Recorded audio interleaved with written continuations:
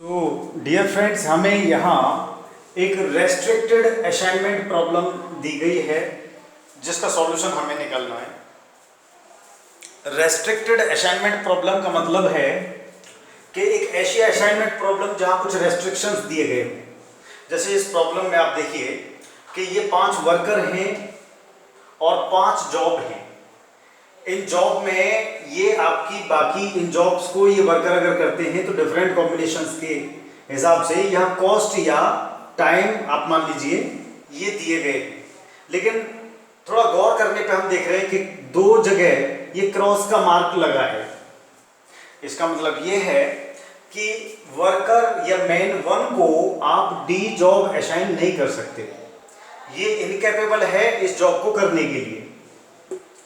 ऐसे ही यहाँ जो क्रॉस मार्क दिया है मतलब सी जॉब आप एम्प्लॉय 4th को या वर्कर 4th को नहीं असाइन कर सकते, ये इसको कर पाने में इनकैपेबल है। तो ये ध्यान आपको रखना है कि ये डिफरेंट जॉब्स आप इन डिफरेंट पीपल को या वर्कर्स को असाइन करिए, लेकिन ये इस तरह का एक असाइनमेंट आपको नहीं करना है। ये 2 असाइनमेंट रेस्ट्रिक्टेड है, प्रोहिबिटेड है। तो आप इतना ध्यान कैसे रखेंगे? ये इसका बहुत आसान तरीका है और नॉर्मल असाइनमेंट प्रॉब्लम की तरह से सॉल्व किया जा सकता है। बस आप यहाँ पे क्रॉस की जगह H जो है मार्क लिख दीजिए, और H का मतलब हमारा यहाँ हाई कॉस्ट से है, मतलब इन कॉम्बिनेशन को हम हाई कॉस्ट असाइन कर दिए। आप क्रॉस का मार्क भी छोड़ सकते हैं, उसका कोई फर्क नहीं।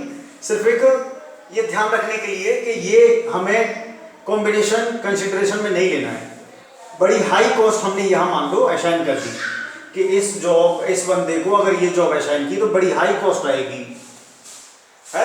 H से हमने हाई कॉस्ट मान लो असाइन कर दिया। अब इसे नॉर्मल प्रॉब्लम की तरह सॉल्व कर देना है। तो नॉर्मल असाइनमेंट प्रॉब्लम को हम कैसे सॉल्व करते हैं कि हमें सबसे पहले रॉ वाइज रिडक्शन करना होता है, फिर कॉलम वाइज रिडक्शन हम करेंगे। तो रॉ वाइज रिडक्शन में क्या करना है कि इस रॉ का मिनिमम नंबर या स्मॉलेस्ट वैल्यू हमें फाइंड आउट करनी है, और वो वैल्यू इस रॉ के सारे एलिमेंट से डिडक्ट कर देनी है, सब्सट्रैक्ट कर देनी है।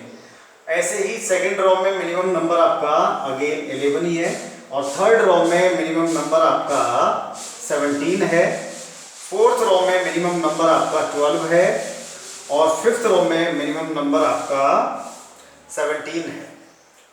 तो 11 को सारे एलिमेंट से हम डिडक्ट करते हैं, सब्सट्रैक्ट करते हैं। तो 5 1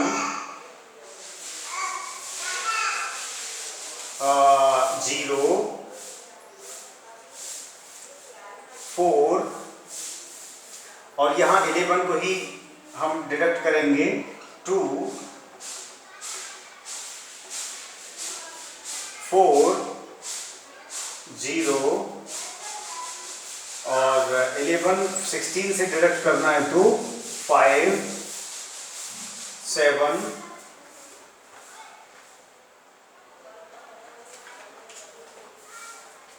यहाँ 17 डिडक्ट करना है 3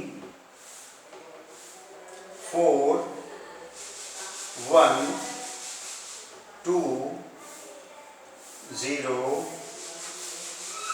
यहाँ हमें 12 डिडक्ट करना है 4 1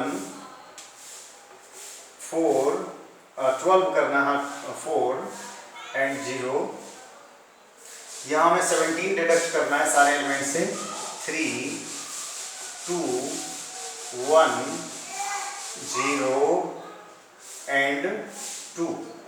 ये आपके रॉ रिडक्शन हो गया, रॉ वाइज रिडक्शन हो गया। कॉलम वाइज रिडक्शन इसी तरीके से करेंगे, हर कॉलम में मिनिमम नंबर फाइंड आउट करेंगे और मिनिमम नंबर को उस रॉ की उस कॉलम की हर वैल्यू से हम डिडक्ट करेंगे। तो यहाँ 2 ही डिडक्शंस हमें करने हैं। जैसे 2 को सारे एलिमेंट से हम डिडक्ट करते हैं, तो ये इस तरीके से नए एलिमेंट हमें मिल जा रहे हैं। 1 को डिडक्ट करते हैं 0 3 3 0 1 और 0 को डिडक्ट करने का कोई मतलब नहीं, जो कि त्यों एलिमेंट आ जाएंगे। यहाँ भी 0 को डिडक्ट करने का कोई मतलब नहीं और इधर भी आपका कॉलम रिडक्शन का कोई मतलब नहीं। अब हमें क्या करना है, थर्ड स्टेप, कि यहाँ जितनी भी 0 हमें दिख रही हैं इस मैट्रिक्स में, इन सारी 0 को कवर करना है, लेकिन minimum number of lines draw करके। तो कोशिश करें कि कम से कम लाइन हमें ड्रॉ करनी पड़े और सारी 0 कवर हो जाए। तो जैसे यहाँ एक लाइन से 2 हो जाएंगी, ये 2 हो जाएंगी, इधर भी 2 हो जाएंगी। हमें कम से कम ये लाइन ड्रॉ करनी पड़ेंगी।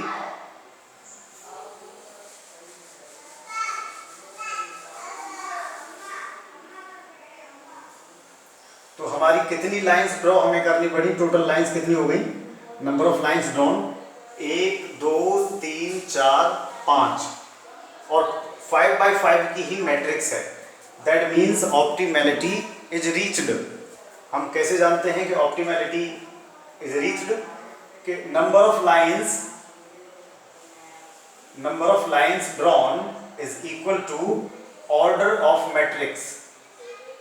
Order of matrix, number of lines, if number of lines is equal to order of matrix, then optimality is reached। तो number of lines हमने 5 ड्रॉ किए हैं और ये बराबर है order of matrix के। That means हम असाइनमेंट कर सकते हैं, optimality is reached। So assignment कैसे करेंगे? असाइनमेंट के लिए हमें क्या करते हैं कि किसी भी रो से, ये पहले रो से हम शुरू करेंगे और देखेंगे जिस भी रो में एक सिंगल 0 है वहां हम असाइनमेंट करेंगे। तो पहले रो में आप देखिए 2 0 हैं, असाइनमेंट नहीं होगा। यहाँ भी 2 0 हैं, असाइनमेंट नहीं होगा। यहाँ 1 0 है, थर्ड रो में सिंगल 0, तो यहाँ हम असाइनमेंट कर देंगे।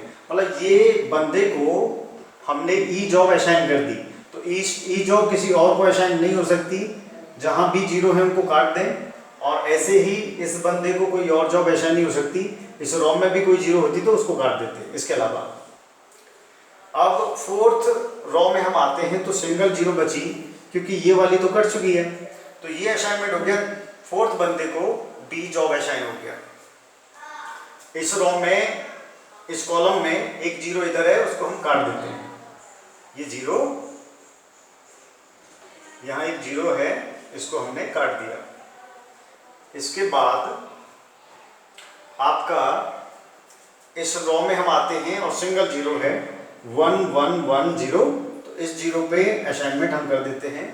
और इस रो में कोई 0 नहीं, इस कॉलम में भी कोई 0 नहीं। तो हमारे 3 असाइनमेंट हो चुके हैं। अब हम ऊपर से फिर से देखते हैं कि हाँ, पहले वाले रो में अब सिर्फ एक 0 बची है, ये कट चुकी है। ये 3 0 कटी हुई, ये 0 H और 4, तो ये असाइनमेंट आपका यहाँ एक बन जाता है। ये फर्स्ट बंदे को आपने सी जॉब असाइन कर दी। इसके बाद इस कॉलम में कोई 0 है तो उसे काट देंगे, यहाँ कट गया। अब ये बचा सेकंड रो में सिर्फ एक 0, क्योंकि ये भी कट चुकी है। तो यहाँ एक असाइनमेंट आपका इस तरीके से सेकंड बंदे को ए जॉब असाइन हो गई। तो 5 असाइनमेंट हमारे पांचों बंदों के लिए हो चुके हैं। तो हमारा आंसर हम इस तरीके से लिख सकते हैं कि मैन, जॉब एंड कॉस्ट। तो मैन 1 को कौन सी जॉब हमने असाइन की है? मैन 1 को सी जॉब असाइन हुई है, और सेकंड वाले को ए जॉब असाइन हुई है, थर्ड वाले को ई जॉब असाइन हुई है, और फोर्थ वाले को बी जॉब असाइन हुई है, और फिफ्थ वाले को ये डी जॉब असाइन हुई है आपकी। इन जॉब्स को करने की लागत जो है क्या थी, वो हम मैन टेबल से उठा लेते हैं। मैन टेबल जो है, या ओरिजिनल टेबल जो दी थी,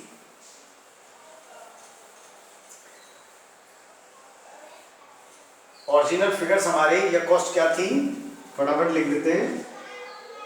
16, 12, 11 क्रॉस 15, 13, 15, 11, 16, 18, 20, 21, 18, 19 and 17, 16, 13 क्रॉस 16, 12, 20, 19, 18, 17 एंड 19। तो फर्स्ट मैन को सी जॉब लागत क्या आएगी 11 रुपये में करके देगा। सेकंड बंदे को ए जॉब, ये 13 रुपीज में ए जॉब को कर देगा। थर्ड बंदे को ई जॉब जो कि 17 रुपये में उसे करके दे देगा। फोर्थ बंदे को आपकी बी जॉब जो कि 13 रुपये में 13 रुपीज में करके दे देगा। फिफ्थ बंदे को आपकी डी जॉब 17 रुपीज में करके दे देगा। और टोटल कॉस्ट आपकी आंसर है, टोटल आपकी लागत आएगी इन सारी जॉब्स को करने पे 71 रुपीज इज द आंसर। मतलब कम से कम आपकी 71 रुपीज में ये जॉब हो जाएंगी। लेकिन ध्यान दें, क्या हमने रेस्ट्रिक्शंस का ध्यान रखा है? हाँ रखा है, बिल्कुल भी। पहले बंदे को डी जॉब नहीं दी है, सी दी है ना। ऐसे ही फोर्थ बंदे को सी जॉब नहीं दी है, फोर्थ बंदे को बी जॉब असाइन हुई है। तो ये रेस्ट्रिक्शंस का ध्यान रखते हुए ही आपका सॉल्यूशन आ गया है।